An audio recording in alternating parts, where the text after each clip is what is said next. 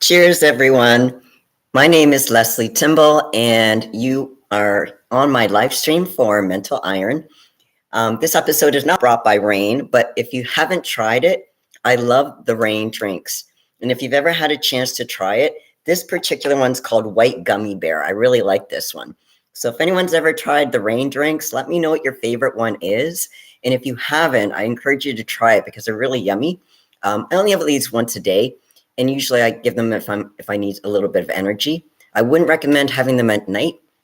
I just tend to be a little bit more sensitive to the caffeinated effects. It's not super because it does have 180 grams of, I don't know if you can read it, milligrams of caffeine in it. So it's also great as a pre-workout or part of my pre-workout. So today's topic is going to be post-traumatic stress disorder. I got some DMs from people asking me a little bit about it. They wanted to know exactly what it is because they went through some stressful events and they weren't sure, is this considered post-traumatic stress disorder? For the sake of this podcast, I'm going to be using PTSD, the acronym, as well as I'm going to give you some techniques, both techniques that I use as a therapist, as well as what you can use without a therapist. So I'm going to give you both options, but let me identify what post-traumatic stress disorder is. So basically, this is what happens to people. They develop this after exposure to an extreme stress, a very traumatic event. So it's usually characterized by re-experiencing the event. So even after the fact, and they actually try to avoid reminders of the incident. So if you had a traumatic event, example, in a car, you might avoid wanting to drive your car for fear of getting into an accident. I'm just using that as an example. So there tends to be, even if you're not in the car, just looking at a car can trigger. Trigger means it can bring about certain symptoms, such as your heart rate might increase. You might start having shortness of breath. Again, it's not because you're actually in the car, but the car reminds you of being in the car accident. Again, I'm just using that as an example. Now, cognitive behavioral therapy, this is the main mode of therapy I do use with my clients. It's not the only one, but it's the main one. All cognitive behavioral therapy means is that there's very much a correlation and association between how we think and how we feel. So in order to learn how to deal with certain kind of behaviors, it's learning how to have a different perception of how we see the event and how we can manage and regain control of our emotions regarding that event. So it basically, CBT just aims to improve a person's functioning by changing their patterns of behavior, their thoughts, and their feelings. Now, if anyone has any questions about this, just feel free to put it in the chat. If you're watching this episode after the fact, just put it in the comments below, as I do read the comments and do respond when I get a chance, which is usually within about 24 hours. So I want to give you some techniques for what you can do if you are experiencing, or if you know someone who's experienced post-traumatic stress disorder, what you can do about it. Because the thing is that it's not a short-term thing. This can last for years and years and years, sometimes a lifetime, if the symptoms aren't managed properly. So what do CBT techniques do? Well, what they do is that they actually modify what we call cognitive distortion. So what do I mean by that? It's just overgeneralizing bad situations or having negative expectations. Like I use with a car. It doesn't mean that every time you get in a car, you'll be in a car accident. If that was the stressful event is you were in a car accident, it just means the thought of it, you're assuming that every time you get in the car, you would get into a car accident of some sort. So it's about developing a more balanced way of thinking about the situation. So it's not saying you'll never get into a car accident, but they're saying, what can we put into place to reduce the possibility of getting into an accident? There's no guarantees in life, guys, except for, I think, death and taxes, unfortunately. But I mean, it's trying to say, what can we do to maximize our situation to try to keep us as safe as possible? The other technique that we do use in cognitive behavioral therapy is what we call exposure. So we expose them to certain reminders of the trauma, but in a very controlled manner. This enables the client to be able to confront rather than avoid those particular situations that are causing them such a great amount of distress. And again, this stress is not just the emotional, it's the physical. You have the like I said, the heart racing. It could be shortness of breath. There's a bunch of different kind of symptoms people can go through. It's also about educating people. It's about educating the person about this is actually very common after trauma. It doesn't feel good, but it's normal to have these kind of reactions to trauma. Trauma is not great. Let me just say that. But to have those reactions, it doesn't mean you're not normal. It's actually a normal reaction to something that's a very abnormal situation. And it's about planning. Part of the education process is about not just saying that this does happen. Unfortunately, what you're experiencing is normal given the circumstances, but it's how do we plan? So how do we plan for crises as much as possible, and teaching them how to manage stress and promote relaxation. Now, we tend to live in this society that, and I don't know if everyone feels this way, but it's almost like a race against the clock. We have so much to get done in a given day, and before you know it's the end of the day. And maybe you didn't get as much done as you'd like to. And this happens day after day after day. And before you know it, months go by, and before you know it, a year goes by, and it's like, what did I get done this year? So time can go really quickly, and it's really important to plan, because if we don't plan, it's that whole, if you fail to plan, we plan to fail. It's good to have certain targets, and including with trauma. Now, there's sometimes trauma isn't just the incident, it's the time of the year. So let's say a lot of people, Christmas time is usually probably my busiest time of the year. There's a whole bunch of reasons for that. But let's say you lost a loved one at Christmas time. Then when next Christmas comes, you can be feeling really triggered because it reminds you of that loss. And it doesn't mean you're just going to remember that person 1 year later. It's coming back after a period of time and being really triggered by that. Hey, Pain Like Bane, it's nice to see you again. This could be used to, okay, great streamers. Thank you so much. Now, if you guys, if you guys have questions, just type it into the chat box and I'm happy to address them. Now, I'm focusing on PTSD, but if you guys have questions about something else, by all means, put it in the chat. This is just a live Q&A, and I want to be able to answer any questions, but I wanted to start with some type of topic. Hey, Dave, nice to see you. Thank you. Now, Dave, have you, remind me before I continue with the PTSD, speaking of PTSD, you've given your 2 weeks. So is it 1 week left at the job? Is that where you're at right now? Let me know. And like I said, if you guys have questions regarding the PTSD, and if you have a particular situation you would like some help with, just put it in the chat if you feel comfortable. If you don't feel comfortable, just shoot me a DM and we can talk about it later. But, as far as, again, what CBT does for people for post-traumatic stress disorder is to gain a more objective understanding of their traumatic experience, return their sense of control. That's a really big one. And self-confidence, because a lot of times when we have some type of trauma that happens to us, we feel like our life is in a shambles. We can feel overwhelmed. We feel like we can never regain that sense of control over that particular event ever. So it's also, here's the thing, it's an opportunity. I know this sounds really weird, but sometimes the bad things in life are actually a gift. It's a thorny gift in my perspective, but it's a gift in that it gives us tools because it forces us to go down paths of finding solutions that maybe we wouldn't have otherwise if that stress didn't happen. So we learn actually some good coping techniques and how to reduce the avoidance behaviors. Because here's the thing, avoiding something isn't always the best thing to do. Sometimes we avoid, and that's a form of procrastination, which means we never actually address the issue. It's one thing to say, okay, I have to put this on the back burner because I have a bigger priority I have to address right now. That's fine. But if we never come back to it, that's a form of procrastination and it never gets addressed. 8 more days to go and I'm free. Dave, if you have a phone, I don't know if you, and maybe you don't need this, but a countdown timer, 8 days on your phone. And as you get closer, you're going to be doing like a little confetti thing. That's what I would do. I'd program a little confetti thing as I get closer to 1.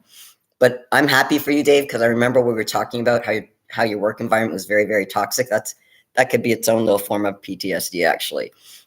So anyway, just get back to the PTSD part. We want to improve people's quality of life. And that's the idea, because we can't stop trauma from happening, unfortunately. It's just learning how to deal with it. But if you don't know how to deal with it, you're stuck with it. And then it sits with you. And then you feel like you have no control. And again, that's not what we want in therapy. We want to be able to give you guys control back.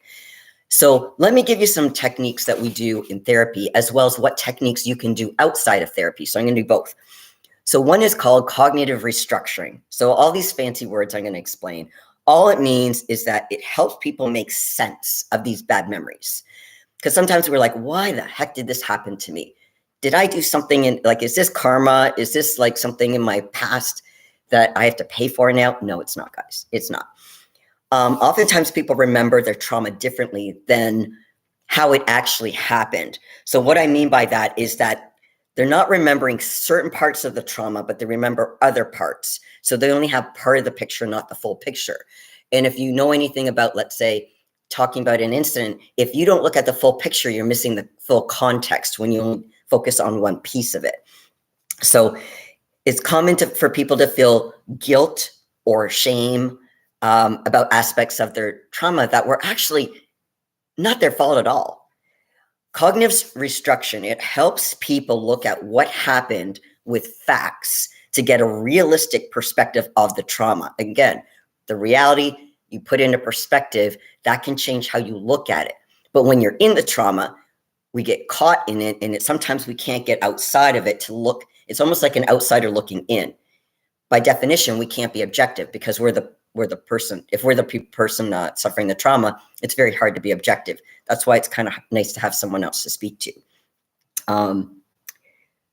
Marking on the calendar every day the situation, and I definitely like this PTSD. Dave, I would love to know that when you leave your workplace, do you still have PTSD symptoms? But I'm happy for you. Once again, I'm really happy for you. Another technique that CBT does with post-traumatic stress disorder is something called exposure therapy. Now, this does not mean I throw people in the brink of their situation that caused them stress. No, it's very controlled. It's small. I'll give you an example. For someone who is, let's say, afraid of flying, because maybe they had an experience where they have a lot of trauma. And I'm not talking about the airline losing their baggage, although that can be traumatic too. But I'm talking, let's say it was a bumpy flight, or they had to, the flight didn't necessarily crash, but they had to land, and there was a lot of, anyway, it can be a lot of drama when it comes to flying. I won't necessarily say go on a plane. I'll just show them a picture of a plane, and then we can talk about it. So again, exposure therapy is very small pieces to get them used to not avoiding the situation so they can even talk about it. Here's the thing with trauma. Sometimes in order to avoid feeling, we don't even talk about it. Doesn't mean it's not there, but the more we talk about it, the more real it becomes. And it's scary. It's scary because we don't want to relive it. So what it does is that they learn, I help people learn how to cope with a lot of these emotions that they're experiencing in a different way by managing the perspective, by giving them slow, think of it like increments, little pieces of that trauma, and helping them adjust. What are you thinking at this point? What can you put into place? So I'm giving them tools. So think of it even like stairs. So one step at a time kind of thing. So it helps people basically face and control their fears by gradually, keyword is gradual, gradually exposing them to the trauma memory. I'm not saying so in the case of someone who has an issue with flying, it's the memory. I'm not going to take them to the airport. It's just the memory we're talking about right now. So, but they're doing it in the context of a safe environment. So this helps them become a little less sensitive to that high level of anxiety over a period of time. So we can use something called mental imagery. So I don't even have to show a picture of a plane. I might say, okay, I want you to imagine a plane. It can be a big plane, small plane, whatever. So again, it's small steps. It could be writing about it. It could be drawing a picture. There's little things that can be done to gradually expose them to the trauma without actually taking them on a plane per se. Again, it's learning how to not avoid the situation, introduce just the thought of it, but in a controlled way where they can manage the anxiety. If you guys have questions about that, let me know. So another thing is that we do is called cognitive processing therapy. So this focuses on the way people view themselves, others, and the world after experiencing the traumatic event. So what do I mean by that? So often there's, like I was saying, there's inaccurate thinking after the traumatic event, and it keeps you stuck. And this prevents you from recovering from the trauma because you're reliving it over and over and over again. And this can be not just during the day. I'm talking about for years. This can happen for decades. It's important to look at why the trauma occurred and the impact it has had on your thinking. So I'm just using flying as an example. There could be someone out there who's used to flying, and then all of a sudden they have that one incident and now they can't fly. Okay, well, I understand why, but let's look at that. Now, here's the thing. With cognitive processing therapy, it's really important for us to look at the person themselves, because there's a lot of guilt, there's a lot of shame, and then people blame themselves. They're like, this is my fault. If I didn't take the plane, that particular plane, on that day, at that time, I wouldn't have gotten to the accident. Well, maybe, but is it still your fault? Is it still your fault that there was, let's say, a mechanical problem with the plane? No. Do you have a crystal ball? Great. If you have a crystal ball, let me know where I can find it on Amazon, because I love that one. We can't read minds. We can't read situations. Again, it's about going in with the best, educated guesses that we can go on a plane and not get into an accident. But to think that we're always getting into an accident is not necessarily going to be accurate. I'm not saying it's impossible. It's like if a Canadian goose, walked up to my front door and knocked on it. I'm not saying it's impossible. Well, I don't think they can knock, but if they use their beak, it's not impossible, but it hasn't happened. I wouldn't expect it to happen. It's getting cold here, by the way. If I was a Canadian goose, I'd be flying down south right now.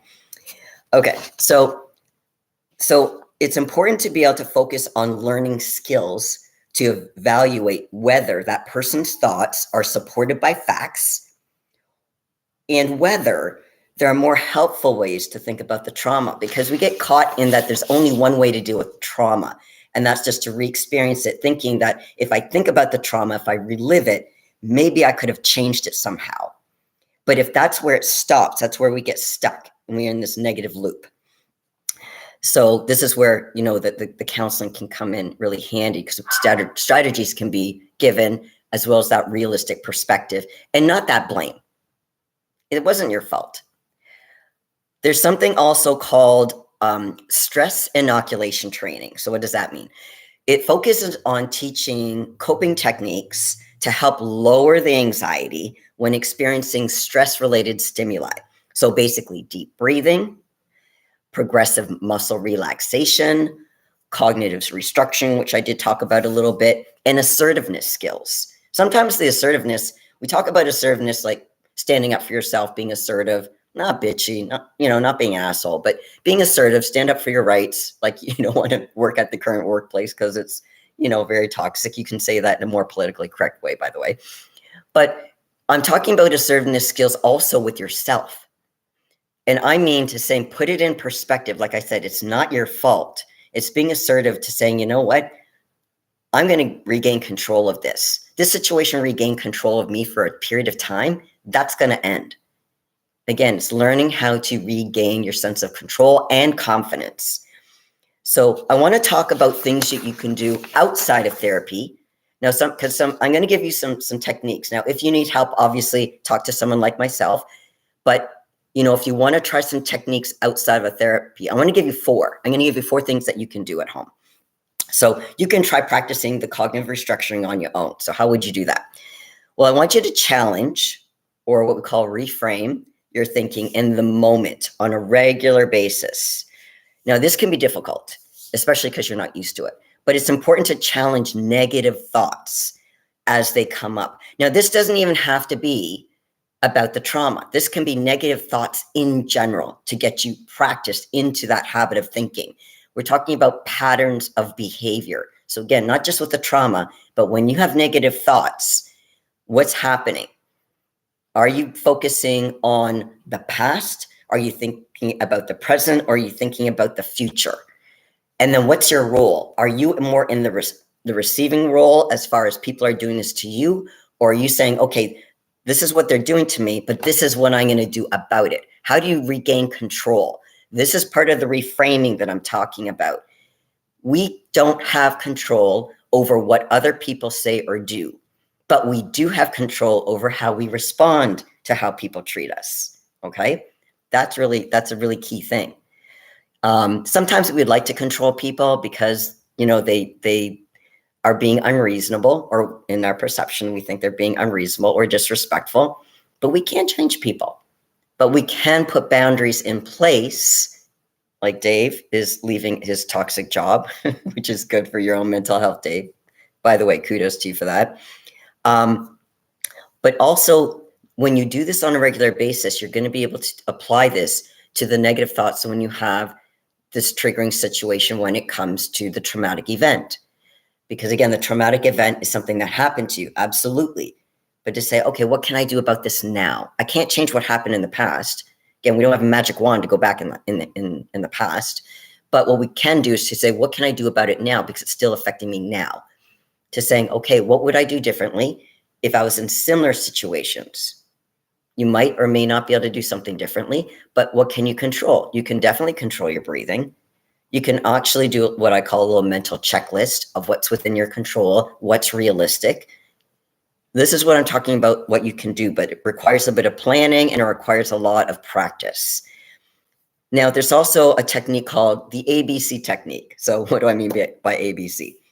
So basically, the ABC technique allows you to explore more about how and where a negative or unhealthy belief began. So here are the 3 steps. So A, identify the activating event. So A, activating. Now, what do I mean by the activating event? Okay, so this is the trigger that would lead to a significant emotional response or unhealthy thinking. So as an example with the car or let me go back to the plane. Doesn't matter, whatever vehicle. The activating event might have been just seeing a vehicle, in this case, a car or a plane, depending on the situation. That might not, I'm not even talking about you're in it. I'm just saying visualizing and seeing it. You might be like, oh, I remember that, what happened to me. So that's the activating event. That's the trigger. If it's a relationship, let me go a little bit different. Sometimes people can have, a lot of trauma from a really unhealthy relationship. A key, or let me give you a visual cue, is let's say this, they're in a crowd of people or they're around a bunch of people or even at the gym, and the back of someone's head reminds you of that person that you're having trouble getting over. And the thing is that now, by the way, breakups on their own are not it's not considered PTSD. It can be if you are dating a narcissist, as an example. So it depends on the nature of the relationship, because that, and I can do a totally different episode on narcissists and relationships with narcissists. That will be its own episode, actually. But if you're having that kind of trigger and you're seeing the back of someone's head, and it may not be the person, but it just reminds you of that person, that can trigger a bunch of symptoms as well as the memories. So that's the A of the activating event that I'm talking about. B is the belief. So this is the negative thought that you experience during the trigger or event when it happened, such as I'm out of control. This is out of my control. I can't do anything about it. Well, could you have? Maybe yes, maybe no. But the key is then the belief is that you're stuck and you still can't do anything about it. You have that power to change it. You may not know how right now, but the belief is thinking that you can't change something, even moving forward. C, again, it's called ABC technique. C is the consequences. These are the negative emotions or actions that happened as a result of A and B. So the consequences, let's say in the relationship, is you got your heart broken. If you were in a car accident, it's the wreckage of the car. Maybe you had whiplash. There's, it's not just obviously there's mental symptoms, there's also physical symptoms.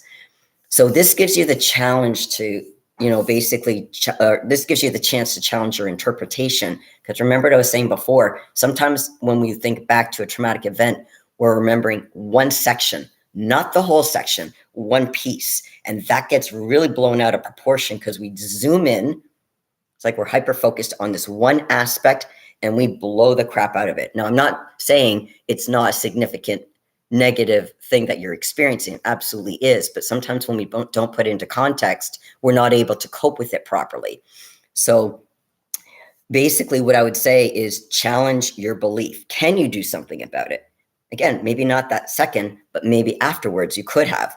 And this can influence the consequences, maybe being more, not necessarily short term, but again, regaining that sense of control versus never feeling in control. So if you're able to engage in this practice, I tell people try journaling, write it down, because sometimes when we think about something, our thought processes is split seconds. When we have to write something down, it gets more imprinted in our brain. It gets to resonate in our brain a few more seconds, and we can process it a little bit more deeply. So that's why I encourage people to write stuff down. Or if you want to type it into like a Google document or something like that, but basically record it. Not voice record, because I want you to actually spend some time putting down your thoughts and emotions. So basically, by journaling, you can actively track your cognitive restructuring, to saying, okay, this is what was going on. This is what I can do about it now. By doing that, you can challenge your belief or the emotional response, and that may have started from from that traumatic event, and giving you that kind of that inspiration, that little hope to saying, oh, maybe I can do something about it, because you're looking at it after the fact, if you're analyzing it properly. The journaling piece is its own little thing that you can do too. So, I mean, that's part of the ABC technique, but journaling on its own is something everyone can do. So journaling is basically, let me just go a little bit more about it. It's through writing, monitoring your thoughts and your beliefs, and you may actually learn more about yourself, about the ABCs that triggered your event for PTSD symptoms. You may also identify some ways that have helped you manage your symptoms in the past. So even if this is a new trauma and you've never had this trauma before, ask yourself, have you ever been traumatized before? Let's say the answer was no. Have you ever had high levels of anxiety? Okay, how did you manage through that? And initially you might be like, I don't know. Maybe it was just through time. Well, maybe, was it anything else? Do some deep thinking about this. And again, I'm talking about you guys can do this on your own, but you may need the help of a professional help tease this stuff out. The other thing is meditation and progressive body relaxation. So what do I mean by that? When you participate in some guided meditations, this is thought control. This is managing your thoughts, guiding them in a very specific way. Because when we think about trauma, what happens with our thoughts? It goes all over the place. There's no rhyme or reason. It's not like an essay with a beginning, a body, and an end that makes sense. No, that it's all over the place. You get snippets here, snippets there, and sometimes it doesn't make sense. In what we talk about with the guided meditations, you do guided breathing. You can do something, what we call grounding exercises. And if you need some ideas for this, honestly, go on YouTube. There's so much free stuff for this, for deep breathing techniques, for grounding techniques, and guided progressive relaxation. And that can be actually helpful even if people are having trouble settling down at night. You don't have to have trauma to have trouble sleeping at night. Sometimes we're so wound up during the day that when we go to sleep, even though we might be, let's say, really tired or even yawning at the end of the evening, when we go to bed, you lie down and it's almost like our mind goes bing. It's like, now I have your attention. I'm going to hit you with all this kind of shit. And now you have to process it and try to come up with a solution. And sometimes we're like, I just want to sleep. Well, try this progressive muscle relaxation, because what we're doing is we're telling our brain, instead of stressing about a situation right now, I want you to focus on something very particular. And that could be whether you go from your head to your toes or your toes to your head. Slowly imagine like this, think of it like a gentle light that comes down, and you're relaxing those parts of your body as it slowly goes down all the way through your toes. It's through your limbs, one finger at a time. I'm doing this super fast, but guys, and through your toes. Now, if you want to go from your toes all the way up, that's fine too. But it's basically sucking all the stress out of you. You're supposed to do this very slowly, because this consumes energy. When we go to bed and our mind is like bing, we need to burn that energy in a focused way. And that's why the progressive muscle relaxation can be really helpful for people. And again, this is not just for people who are having PTSD. It's good if you're having trouble sleeping, period. So this is basically learning how to relax your body. And that can actually help manage your anxiety levels too. So these are some techniques that you guys can use. Try them out. Let me know. Give me some feedback. And like I said, if you have questions, put them in the chat box. If you're watching this after the fact, just put it in the comments below. And like I said, I will check them out. So let me just check the chat. If anybody, hey, Rajiv, nice to see you. If anyone has any kind of questions, and again, I'm talking about PTSD, but if you want to ask me a completely different question, by all means, put it in the chat. I've got about 10 more minutes. Then I want to spend my place, figure out what I'm going to put into storage. And next time, okay, so I want to give you guys a heads up.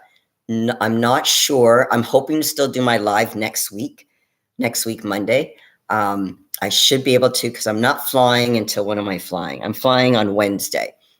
So, I'm flying Wednesday. So I am hoping to get my normal every week Friday new Mental Iron episode out that particular Friday. So the 28th might be the only Friday I won't be able to get the video in, but I'm going to try. It depends on how my packing goes.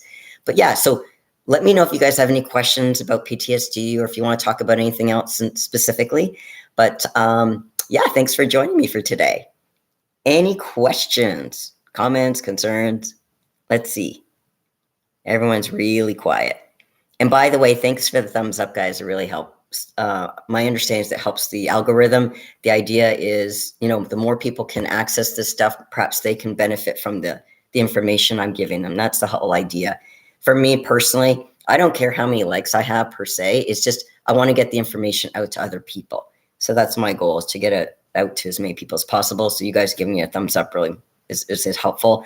Like I said, if you have comments, please put them in the comments below. And we'll go from there. So let me know if anyone has any thoughts, any comments. And if you missed it, guys, Rain, this white gummy bear is really good. I really like it. Actually, it matches my shirt. That's pretty cool. I didn't plan that, no. But I love this drink. It has 180 grams of 180 milligrams of caffeine, which is when you're packing, that's really good to have, because packing, I don't know if you guys have experienced this. For me, I'm finding it kind of tiring. I'm also in prep, but I do have a little bit more carbs today. But yeah, let me know if you guys have any questions. How do you feel about medications to help with PTSD? Depending on, here's the thing. Sometimes I find, that's a great question, Dave, by the way. So medications, I think, tend to be overall, not just for PTSD, overprescribed. Now, there is a place for it, but I would never say for someone who is suffering from PTSD to do meds alone. Meds are meant to manage certain symptoms, so then you can do the cognitive work, so the therapy, to be able to address the root causes of, in this case, PTSD, but it could be any kind of issue. Do I think they necessarily need to be done? Again, it depends, because the medication, keep in mind, all medications they tend to have side effects. And I'm not talking about one or two. There's like pages of them. Now, does that mean you're going to have all the side effects? No. But you can have something called blunt affect. So what that means is that you kind of feel kind of like level. It's almost like a robot kind of thing. Like you don't have highs, you don't have lows. That can be a little dangerous, because if you're dealing with a traumatic event and you're trying to manage the anxiety, if you're on a medication that gives you blunt affect, how are you going to learn how to deal with it? So sometimes the medication ends up being as a Band-Aid. So what I mean by that is that it covers the wound, but you don't actually fix the wound. So you have to be on this medication, likely for life. And here's the thing about medication. Over a period of time, you might start with a really low dose, but then because you're on it for so long, because you can't do the proper work from a counseling standpoint, over a period of time, you need more and more and more. And then you develop what we call a dependence on that medication. Now, you can do with both as long as you have both in place. But again, I don't believe medication is suitable for everybody with PTSD. So it would be more on a case-to-case basis. But that's a great question, Dave. And again, it's not just for PTSD. I would say that for a lot of conditions. I think actually a lot of kids are overprescribed Ritalin and a bunch of other stuff for ADD and ADHD, but that's another story. Okay. Dave. Hey, Dave. Nice to see you. Dave Thomas. Hi, Lesley. Much respect for you for still doing your videos while studying. I couldn't even think straight while I'm in prep many moons ago. Dave, I'm in prep and I'm packing. I'm going to head to Vegas next week. I'm going to fly and finish my Olympia prep at the Dragon Slayer. I haven't told Flex I'm coming yet. So I look forward to seeing all the guys there, all the girls, all my gym buddies. Hey, Chestnuts, thanks for coming. I'm a big procrastinator, Lesley. I read it's not laziness, but subconscious fears. What do you say? Thanks. Okay, procrastination. Procrastination, there's different forms. This is a great question, by the way. I should do actually an episode fully on procrastination. This is a great topic. So procrastination can be fear. Sometimes it's, now this may not be your case, but in some people, procrastination is the fear that if I applied myself and I put in the proper work and I still didn't get to the level of achievement that I wanted, then it would show my true colors. And I don't want other people to know, or myself to know, that I was a failure. And I use failure in air quotes because they're not a failure. But if you try your best, think about people who've been in school. I help students all the time. There are students who study so hard. And you would think, okay, if you study hard, if you do the work, you should get an A or a B, one would think.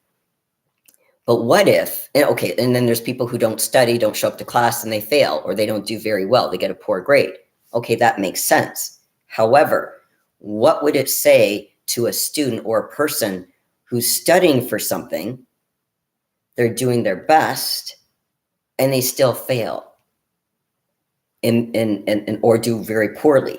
Then it shows that if they really apply themselves, it might become, if their fear is, I'm not as good as I think I am, it's that fear of that self-fulfilling prophecy of, I'm not as good as I think I am, so I never want to find out, so let me procrastinate.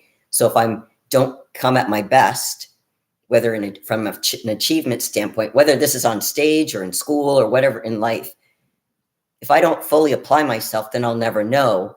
Then it kind of protects my ego because I'll never find out. Oh, I'm not my worst case scenario in my mind. I'll never find out. So in that case, again, I'm not saying your case, Chestnut, but in that particular case, procrastination can be a fear of finding out that they might truly be the failure that they think in their minds. They're not, but that's that perception. Now, you were saying something different. You were saying it's, okay, I read it's not laziness, but subconscious. Okay, so you were saying subconscious fears. That could be one of them. Now, here's the thing. People can apply themselves 100% and still not get the result. Ask any athlete. If you're, well, let's look at the Olympia lineup, okay? Let's look at the open bodybuilders. I can't even predict who's in the top 5 because the lineup is so deep. Does it mean that everyone on that stage, even in the first 2 callouts, could be even 3, but the first callouts, does it mean everyone can bring 100%? And this isn't just open bodybuilding. This isn't just bodybuilding. This could be any sport. People can put 100% in and not get the result they want. Not because they weren't trying hard, not because they didn't follow the plan. The other people might have had an edge. The other thing is that maybe the judges were looking for more symmetry versus muscle. Maybe they were checking for bubble guts or for simple shoulders or whatever. You don't know. And judging panels can differ from show to show. But also your competition just might have had an edge. It doesn't mean you weren't good. But if you don't apply yourself, you'll never know. So if you apply yourself and you find out you didn't cut it, at least you tried. Sometimes there's the fear is if I try and I don't get what I want, what I expect, then I'm a failure. Are you? Let's look at those expectations. Sometimes the fear isn't necessarily that you're not good. The fear is your expectations may not be realistic. Everyone wants to win the Olympia. Let's be honest. If you're a bodybuilder and you're at the pro level, regardless if you're male or female, regardless if you're open or whatever category, you're not competing to come in second. You're coming in to win, but there can only be one winner, and there's only one overall. And there's only one overall, there's only one Mr. Olympia and one Miss Olympia. Again, it doesn't mean the other people are shit, but it's confronting the fear of you put your best. Do you know that you did your best?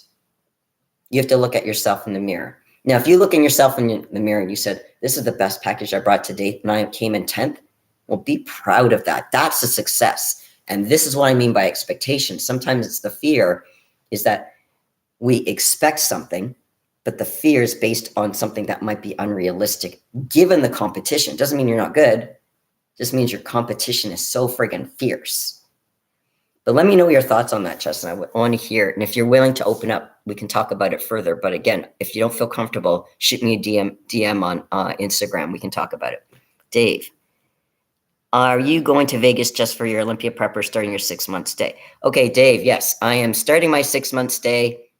So once the Olympia prep is done, I will stay in Vegas to fulfill my 6 months. And if I can get a work visa, depending on how long it takes me to get the visa, I'll probably have to come back to Canada for a while and go back and forth until my visa comes through, and then I'll go back to the States. But if I can get a work visa, I'll be in the States. If I could get a work visa tomorrow, I'd be there. I'd be in the States tomorrow.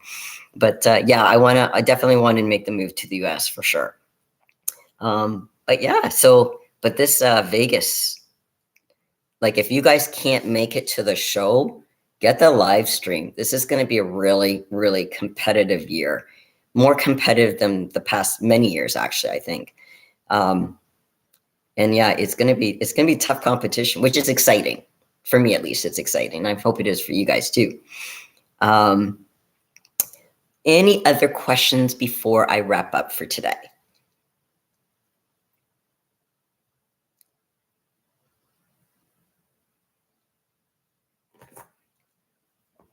As I sip my rain, I wonder if I can get. Does anyone know how to get sponsored by Rain or? I would love that. I would love to say Mental Iron sponsored by Rain. But anyone who's tuning in late, White Gummy Bear is really yummy. Just saying. Kevin, I haven't seen you in a while. Hope you're well and recovered for your next show. Kevin, yes, and I'm already in prep. I'm in prep for the Amateur Olympia on December 13th. Hope you're well too.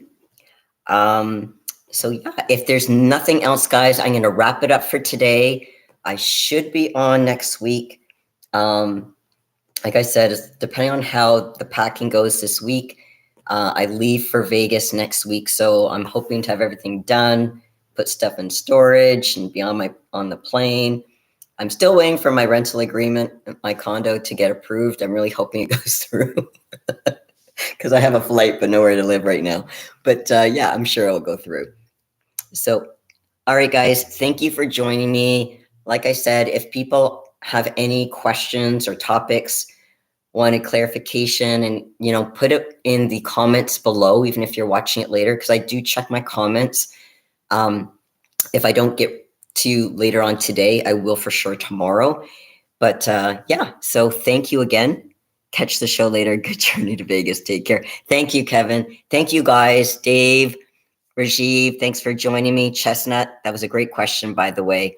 Pain Like Bane, all you guys, I really appreciate your support and coming in. I hope you guys have a great rest of your day, and remember to keep your mental game on. Take care, guys. Bye for now.